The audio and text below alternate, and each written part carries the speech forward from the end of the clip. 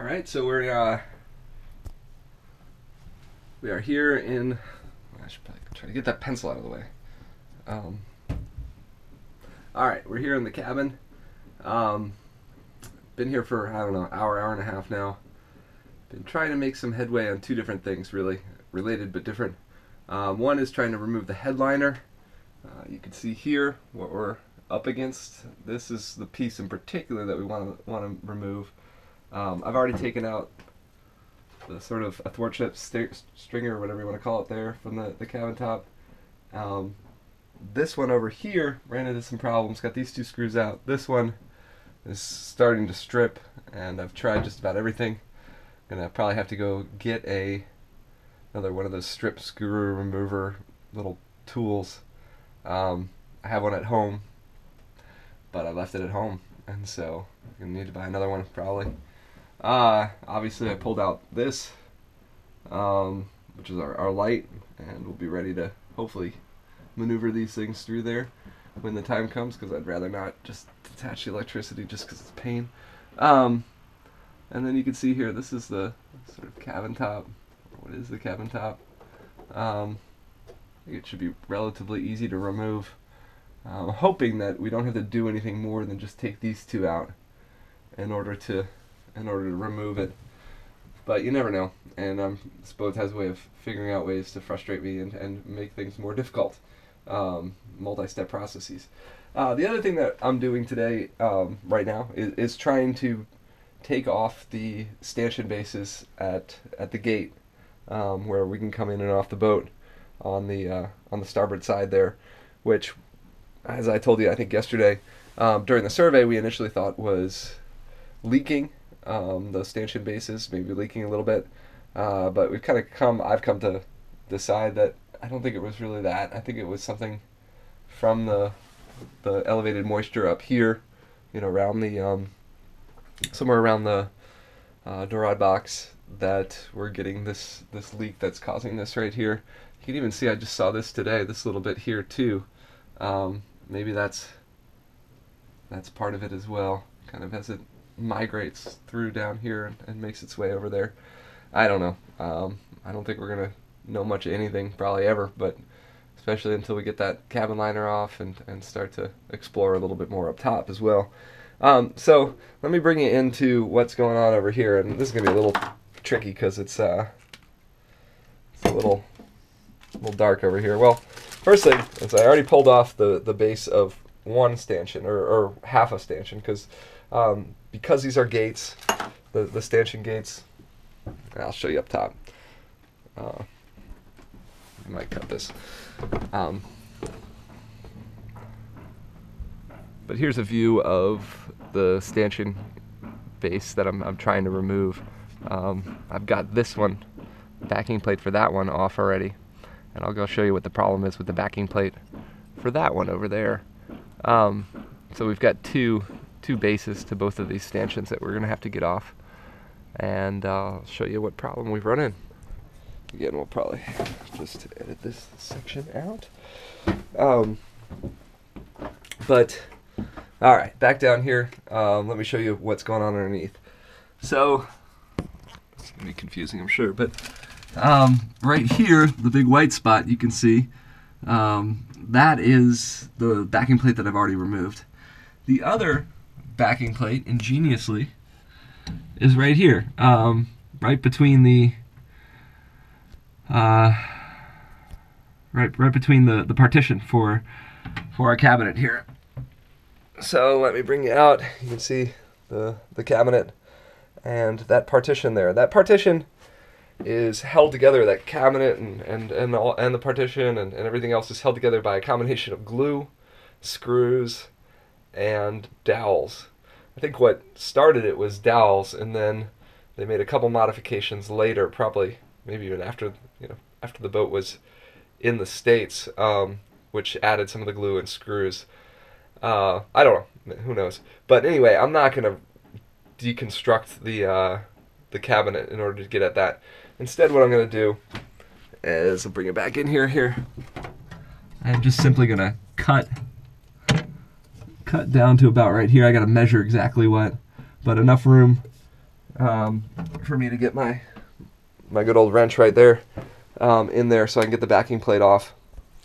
So that's the plan right now. It's just amazing, the frustration here. I can't believe that, you know, when they were building this, putting that partition in the first place, they didn't think that maybe somebody would want to, you know, possibly want to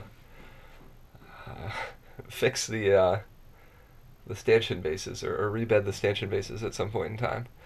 But, you know, things are going relatively well today. Margaret's not feeling too well, so she's been hanging out in the car, trying to get better, doing a little schoolwork and stuff like that in there.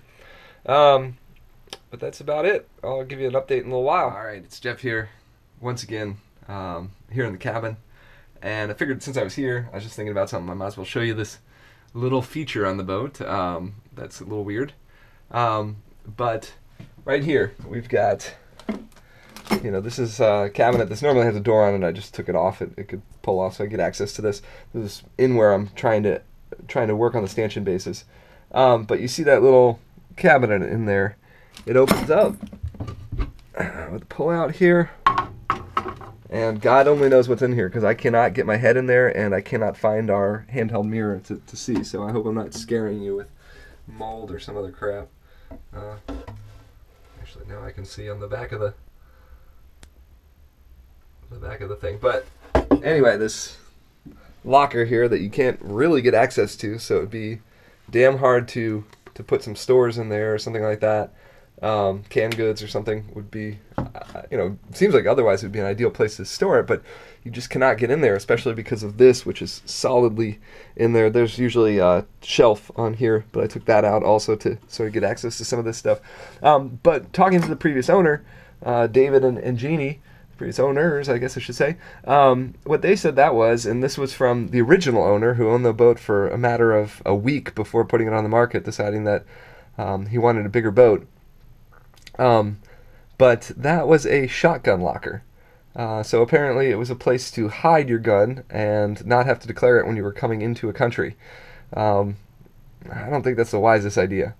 I'm not going to get into the gun debate, but I think, you know, hiding your guns from customs officials is probably a good recipe for trouble, disaster, or something like that. But I just thought I'd show you that little feature on the Tiana here. And take it from there. All right, it's been a long day since I last talked to you. I haven't really picked up the camera because I haven't really completed any jobs, but did make a decent amount of headway on a couple different things. Thing that gave me the biggest problem was cutting that hole in the cabinet divider that I was talking about before. It is now completed. I'll show you a picture of that. Well, I'll show it to you right now. So you probably won't be watching this, but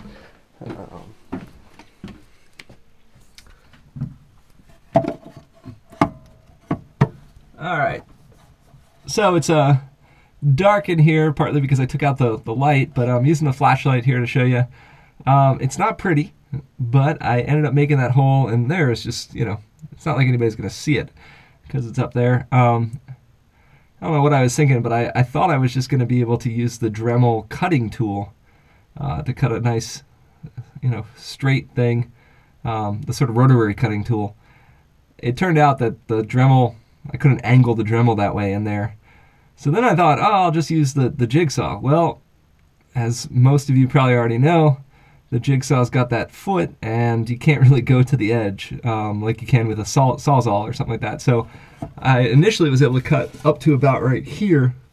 I don't know if you can see right there with the jigsaw, and then couldn't go any farther. So had to figure out a different way. Finally went out eventually to Lowe's, an epic Lowe's run that I'll talk about a little bit more too, and we got a little kind of, you know, I don't know, bit or whatever you want to call it. I guess it's their general cutting bit, and that did the job. It just, you didn't have much control over it. It kind of went how it wanted to. But I was able to cut up there. I'll maybe clean up just a little bit more at the top there, and was able to get the bolts off without a problem once I did that. So, all right. Again, you probably won't hear any of this, but I'm going to turn off the flashlight here, go back over there.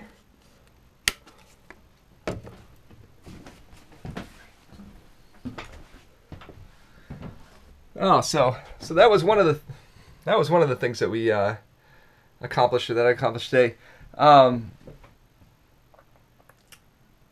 Yeah, and I also got the other backing plates for the other stanchion that we plan to take out. We might do more of this rebedding if we have time, but we're just trying to hit these couple things here that we absolutely, feel like need to be replaced, or think that, possibly need to be replaced, as I've been saying.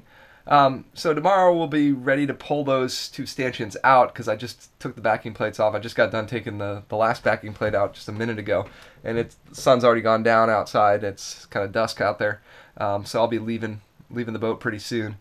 That sure felt good to get that accomplished, got that done. All right. It's sort of weird talking to this camera. I don't even know if to look straight at it or should I look away from it. I don't know. But that was our day. I'm going to get out of here, get back to the hotel. Margaret's cooking up a pizza for us, and we'll be watching Michigan play Penn State in basketball. And so hopefully Michigan pulls out a win, and well, we don't need to talk about college basketball. Take it easy, guys, and I'll see you tomorrow.